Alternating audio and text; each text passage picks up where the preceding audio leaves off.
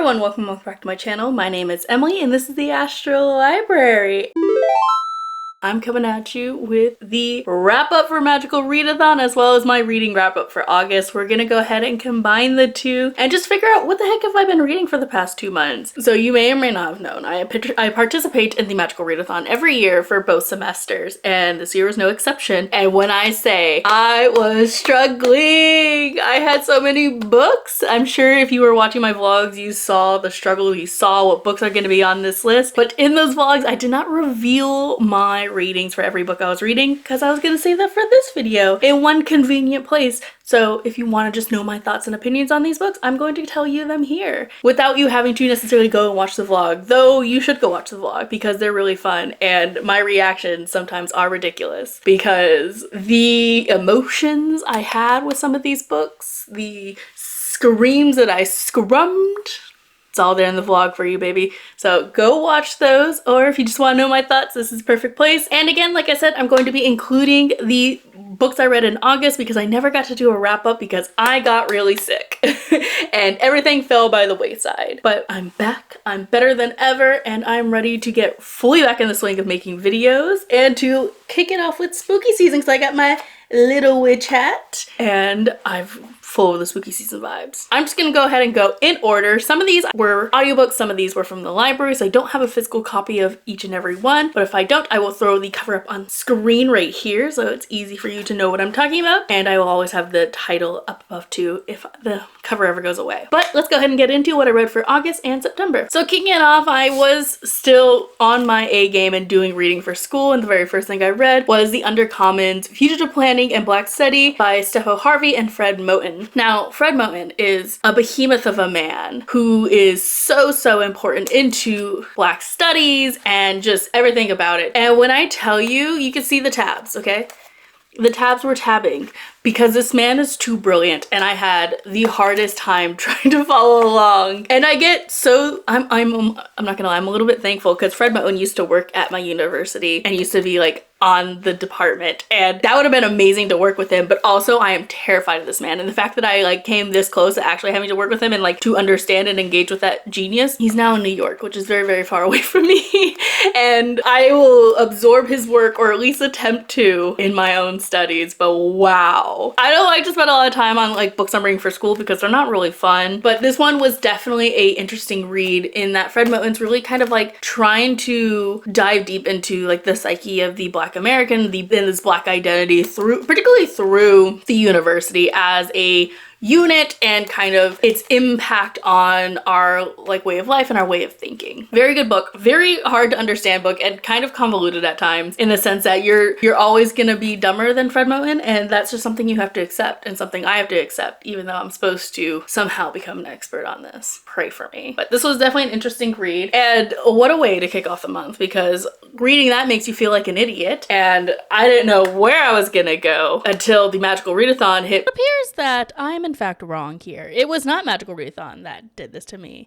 It was myself. I was doing a 24 for 2024 reading vlog challenge in which I did a bit of a scavenger hunt, and this is the book that was left because of that, and I have no one else to blame but myself. So sorry, Magical Readathon. You did not do this to me. Me with a read a book with the word shadow, and I had to read Shadow of Gods, or The Shadow of Gods by John Gwynne. When I tell you the emotional roller coaster this book put me on, oh my god. I went into this book first off afraid because John Gwynne is like one of the big names in fantasy, and I've never read a damn thing by him. And I had gotten this book to try to like get, you know, to push myself to read more of the like big name fantasies, but it was a big book.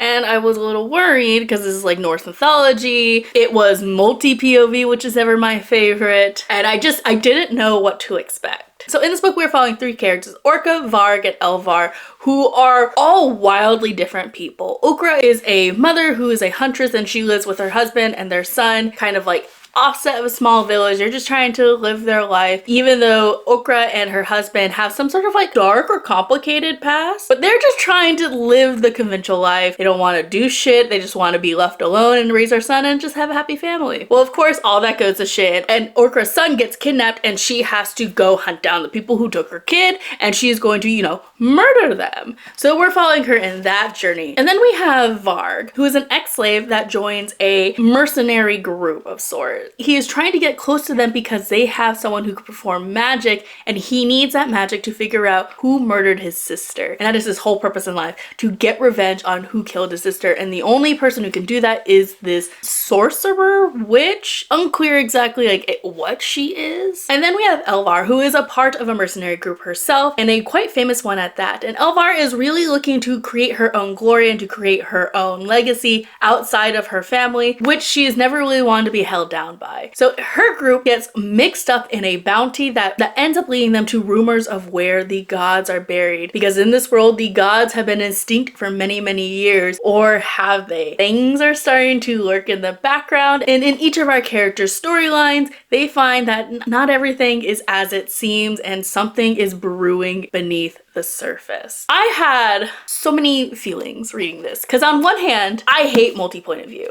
and I especially hated the multi-point of view in this book. It was so bad because we were switching between perspectives every chapter with no thought of like the pacing of like what is going on in each character's story. In that, like, we'll be cut off in the middle of a cliffhanger, like in the middle of like the highest peak of our like tension and momentum, and then bam, we have to like regain our momentum with another character. And by the time we get back to that first character, urgency is lost, and I was like, what is going on? And having to like re-familiarize myself with each situation, with every character, and like what's going on. And there's like a wide cast of characters in this book, from each mercenary company to who everyone is kind of associated with. All of that is mixed up. And I didn't quite understand why we needed all three perspectives in this single book, because this is going to be a trilogy. So it almost feels like I almost wish that each book was just dedicated to a certain character. That way we could have carried the momentum and led into more connections, because we don't get any connections until like the last chunk of this book. And honestly,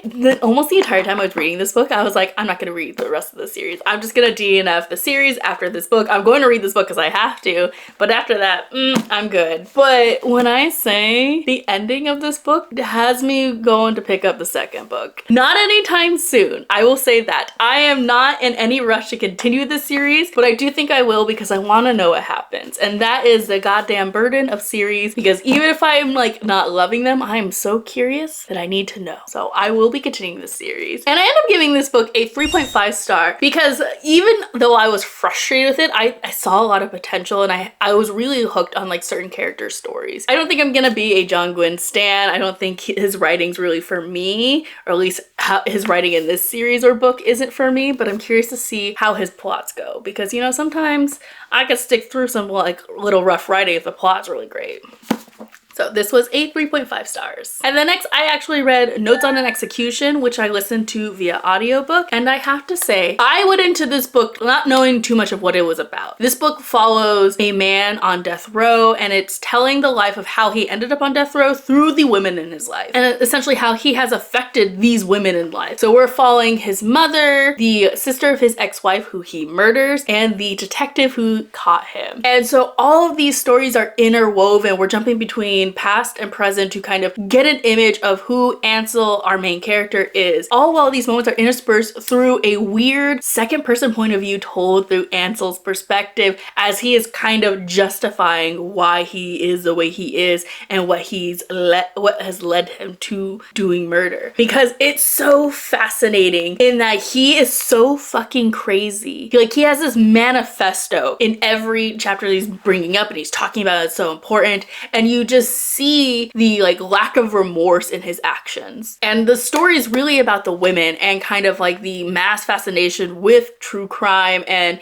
people who commit crimes rather than their victims. It was very well done. It was a very emotional book. I do wish I read it instead of listening to it on audiobook, just because sometimes the emotion doesn't come across quite well listening to something versus reading it, at least for me. But I still really enjoyed this book. I ended up giving this book 4 stars, and I think it earned every one of those stars. Next up, I read another book from school, and that was The Black Atlantic by Paul Gilroy. So this is a book that is focusing on modernity and kind of how modernity has changed with, sorry, my little notes trying to escape, and how modernity changes with the journey that Africans had took across the Atlantic via the transatlantic slave trade, but also just how is modernity kind of established in the 1920s. Very interesting read, very integral to kind of my understanding of Blackness and how I'm defining Blackness in my dissertation. We blaze through school books here because they're not very interesting, they're not very fun, they're nerd shit. And I'm the nerd that likes them, so.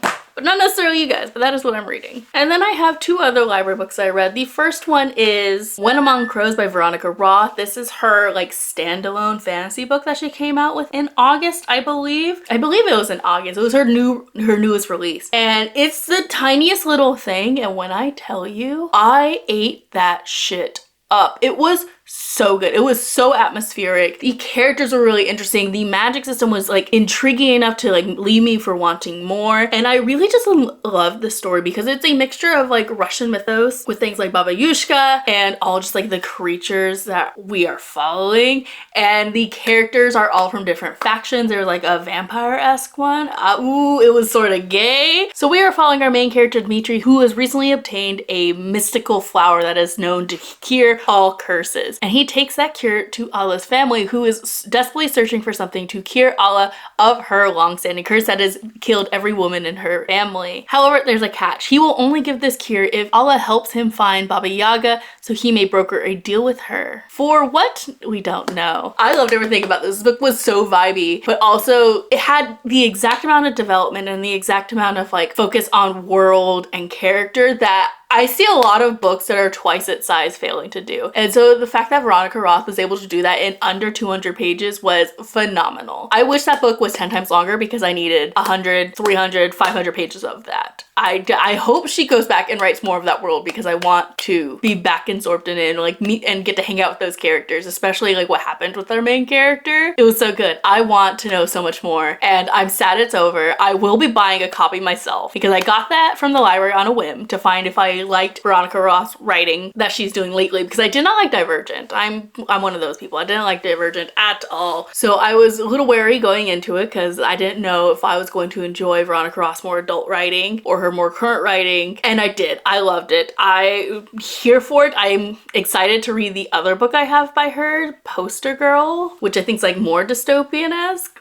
I'm here for it. I gave that book 5 stars. I would give it 10 stars if I could. I loved it so much. And I think it's the perfect thing to read if you want to get into like a fantasy mood, but you don't want the commitment to a fantasy. That's a perfect dip your toes in book. And then the final book I read for August was The Undertaking of Heart and Mercy, which is I don't want to really call it paranormal romance. It's a romance with some paranormal elements thrown into it. I picked this book up because of FOMO. I was watching Becca and the Books read it during one of her vlogs and she like had a ball. She was loving it so much. She said it's like enemies to lovers, and it was really interesting because we have Mercy, who is a magical undertaker, and Hart, who is kind of like a ranger, like a sheriff, a ranger who like goes out into the Wild West and like kills these like zombies and ends up having to bring the bodies to Mercy to take care of. And they just like have button heads from the beginning. And oh my god, I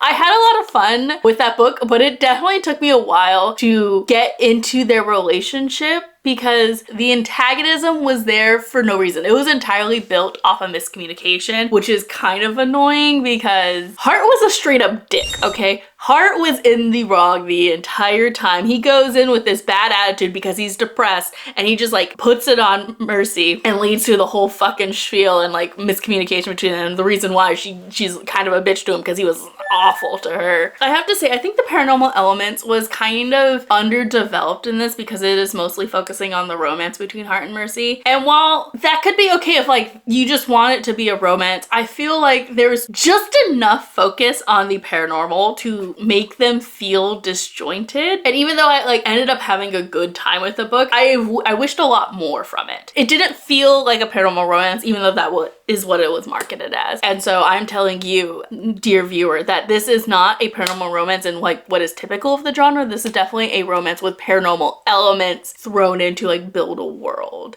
and to kind of give it a little extra spice. But I will say I do love that we have Mercy, who is a plus size representative. She is funny, she's cute, she is unapologetically who she is, and I love that for her. I would read 10 more books with Mercy as a main character, to be honest. I ended up giving that book 3.5 stars. Again, I enjoyed it, wasn't the best, but still a pretty good read. All right, next we're gonna get into the books I read for September. We're starting off with a book I don't have. It was from the library, and that is Rogue Protocol by Martha Wells. This is the third book in the Murderbot Diaries, and I have to say it was definitely my least favorite one in the series. I can't tell you what it's about because it's the third book in the series, but in general, the Murderbot series follows our main character Murderbot, who was a government-issued android, half machine, half human-esque creation that was designed to be a security unit. So essentially they would go out and protect scientist teams that are surveying certain planets for resources, security detail, all the shebang. However, Murderbot hacks his government module so they are able to think freely, and all Murderbot wants to do with their life is to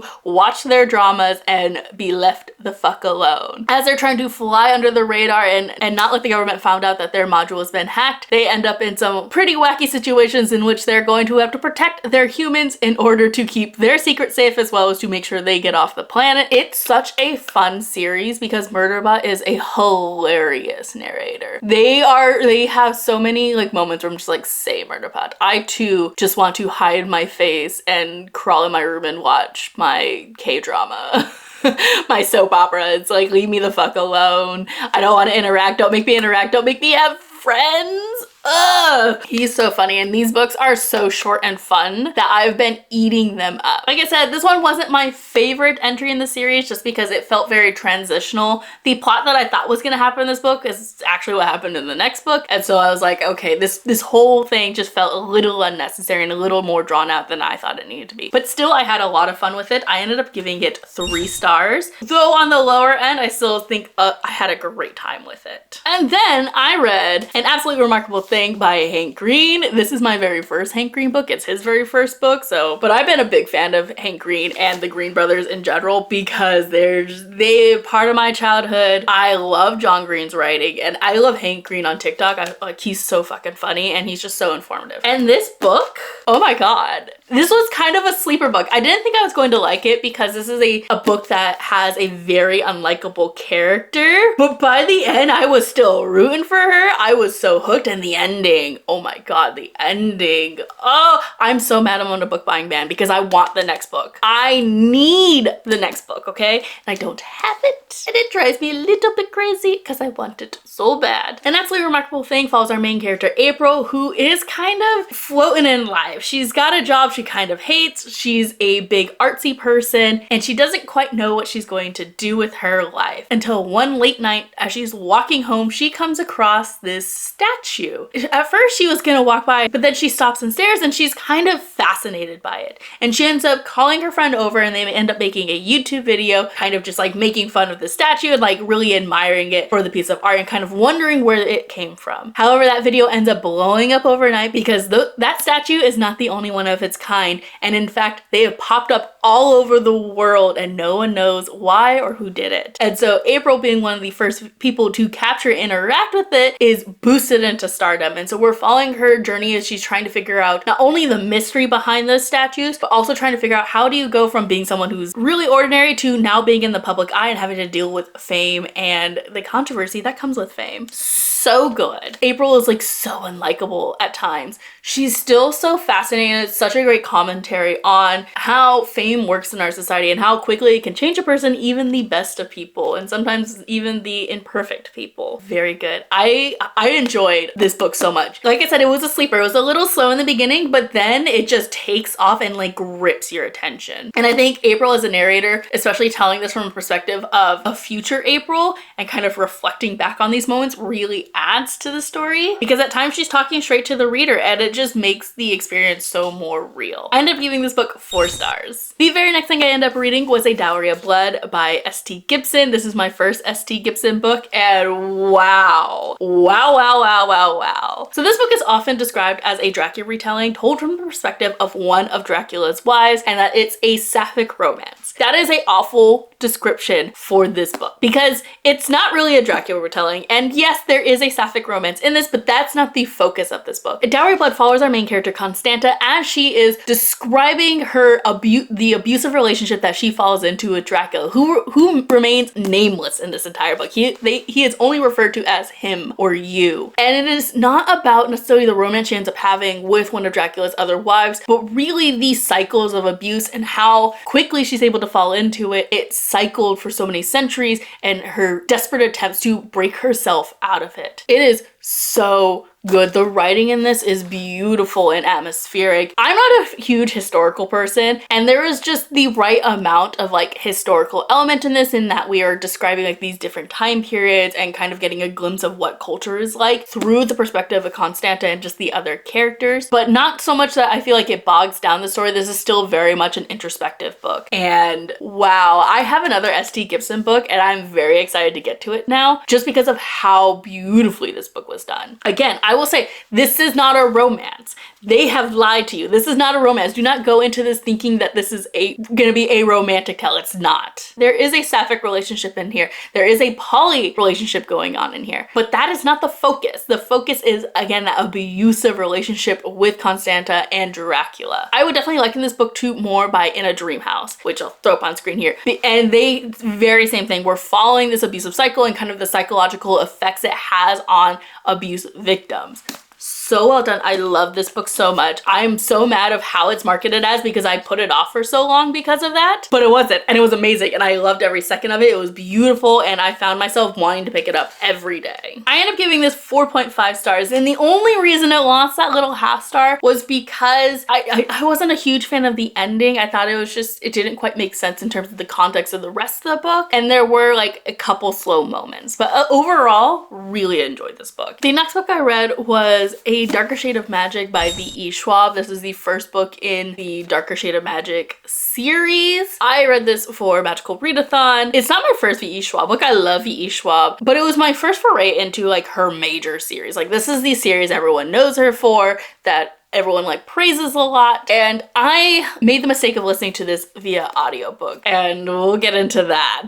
I wish I could tell you what this book is about, because even though I listened to this and it was like a 20 something hour audiobook, I could not tell you a goddamn thing that happened in this book. This book was so boring to me. It was so boring. My basic understanding is that we have our main character Kel, who has the ability to jump through the different versions of London that he describes as White London, Black London, Red London, and so on and so forth. He does so at the behest of the royal family, who are looking for certain artifacts, or he just is trying to make a quick extra buck every now and again. And that leads him into falling into a lot of conspiracy. He ends up finding an ancient relic from a forgotten London that shouldn't exist. It makes him the target of a lot of different people. And that's the gist of it. Shit goes wrong. Danger to the whole royal family, his whole life. He's almost killed a few times in this book. He ends up getting involved in another girl who's a con artist. Like I said, I listened to this in audiobook and it was a mistake because the narrator was so fucking dry. And I knew I should have just switched over to reading this physically, but because I had the large stack I did for the Magical Readathon, I just didn't have the time to go back and read this. I needed to listen to it in audiobook, but it was so bad. It was so bad. I ended up giving this 2 stars just because I felt like, one, the story didn't take off till the 50% mark, which is way too late for me. I need my books just to get started at least by page 100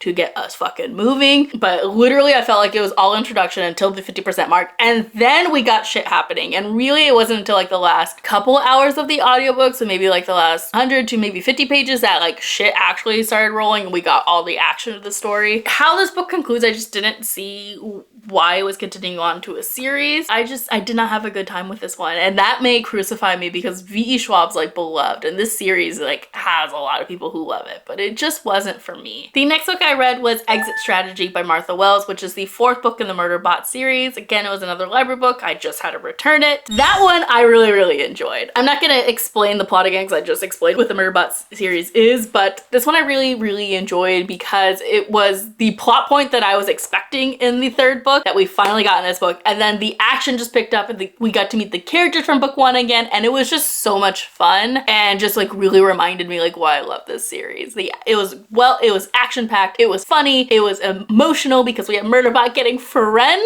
and just like learning and accepting that he's gonna have friends.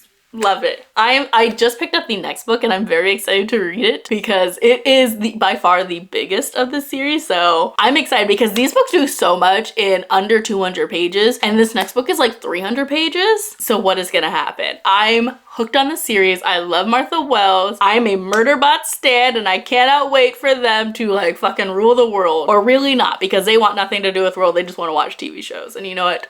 That's fine. I wish them the best. I too would love to watch their shows with them and have a discussion because I feel like that would be so much fun. Okay, we're down to the final 3 books. The next book I read was The Grandmaster Demonic Cultivation, Volume 3. This is a Chinese Danmei series following our main character Wei Wuxian, who is a necromancer, and he has been brought back to life after like 20 something years, and he is trying to figure out what is going on because a lot of the events he's encountering are things that happened in his previous life. And so he is trying to find the connection of why has he specifically been brought back and what does this have to do with his past. At the same time, he is having to deal with running into people from his previous life that they did not necessarily leave off on the best foot. I love this series. I originally watched the TV show version and then I've been going back and rereading the original Danmei, so the novel it was based on, and I have to say they're a pretty one-on-one comparison. There hasn't been too much difference other than the romance in this is explicit on page,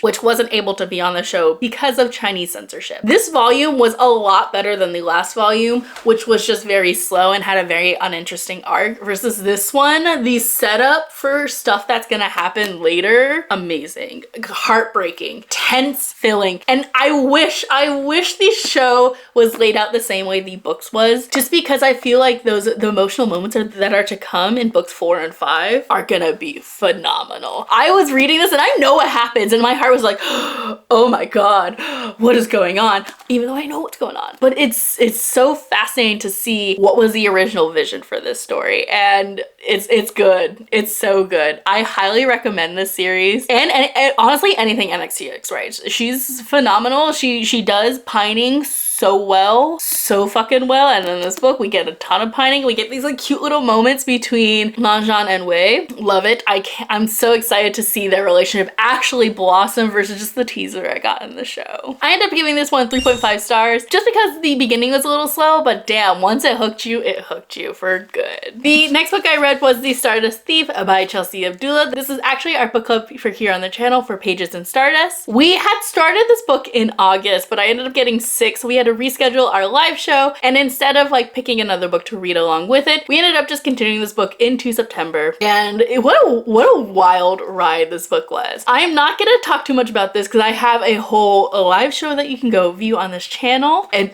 give you all my spoilerly filled thoughts on like what I thought about reading this book. But in this book, we're following our main character Luli, who is known as a midnight merchant, or someone who procures magical artifacts and sells them for profit. But one day the Sultan gets wind of her being in his city and he ends up blackmailing her into going to find this mysterious artifact lost in the desert. And she must go and retrieve that object because it contains a jinn who has the power to destroy the world, and the Sultan wants that power for himself. And accompanying her on this journey is none other than one of the Sultan's son and his bodyguard. And so they are all kind of in this tense-filled situation as they're trying to not only go find this hidden artifact, but Luli has a secret in that her bodyguard is actually a jinn, and jinn are outlawed and hunted by the Sultan and his family. So Luli must keep her own secrets while also encountering other jinn who want to see anyone searching for this treasure dead. I end up giving this 4 stars because I really enjoyed the characters and I really enjoyed the world, but there was a lot of frustrating moments in this book. I feel like the first half is really strong, but the second half suffers a lot, and that just might be because the author tried to fit too much into a single book, because this is the first start in a trilogy. So I'm interested in seeing how the subsequent books go and how the world and story is going to develop further. I'm very excited. I have pre-ordered the next one, which is coming out in April of next year. So be on the lookout for that. We will probably read it together because I want to know more of what's going to happen. And the final book I read for September is The City of Brass by S.A. Chakraborty, or Shannon Chakraborty. Oh my god, I love this book so much. So in this, we are following our main character, Nadi, who is a con woman. One of her abilities is language, and sometimes she employs other languages to kind of help con people. Well, one day, as she's trying to heal a little girl, she borrows one of her languages and ends up performing an accidental ritual that summons a jinn to her and leads her to finding out that she herself may not in fact be as human as she thought and might be part jinn herself. Suddenly, Nari finds herself not only hunted by other magical creatures, but being forced onto a journey to Davamad, which is said to be the only place that she will be safe. However, Davamad itself is rife with political troubles and different factions all fighting for control and have a vision of who Nari is and who she should be. I listened to this book mostly through audio and I end up reading like the last 150 or so pages, and oh my god. Audiobook or physically reading, highly recommend both. The narrator for this is so entertaining. It's the same one who did The Adventures of Mina al-Sarafi, who's phenomenal. She just has a great rhythm and cadence to her and just like the different tones of voice. Excellent. And Shannon Chakraborty's writing is so engaging and so fun. And the story in this is great. The ending is a little wild, but it's like wild in the way that you saw it coming. It is definitely the chaos you're expecting that has been built up from the very first page and the very first time Nari steps into Davamad. Phenomenal. I ended up giving this 4.5 stars, and the only reason it lost that little half point of star was there's a little too much information going on at times that it was really hard to follow, especially in that like conclusion, because everything that could have gone wrong went wrong. Everyone in this book sucks besides Nari. Nari is a precious being and I want her to get the fuck out of here and away from all these people, because my god, it was so frustrating to read just like how they treat her and the hypocrisy with all the characters. Like every character has their own prejudice and that's what makes them really interesting and complex, but my god is it frustrating to read at times. And I just felt myself wanting to scream and shake and again wrap Nari up and like fucking kidnap her, because Jesus Christ. But that is all the books I read for the months of August and September, and everything I read for the Magical Readathon. I thought I wasn't going to make it, but I did. And you know what? Coming off of a major reading slump and coming back after being really sick and just like all the other things that happened, I did pretty damn good. There was a total of 14 books, most of which were a 3-star or above. So it was a damn good reading month. And I'm proud of myself for accomplishing that. But that's it for me. I hope you guys enjoyed this video. If you liked it, consider leaving a thumbs up or comment down below. Let me know what you guys read in these past couple months. What are things you loved? What are things you hate? I love to know, I love to hear, and I love adding to my own TBR. So leave those recommendations down below. Otherwise, I will see you guys in the next video. Bye!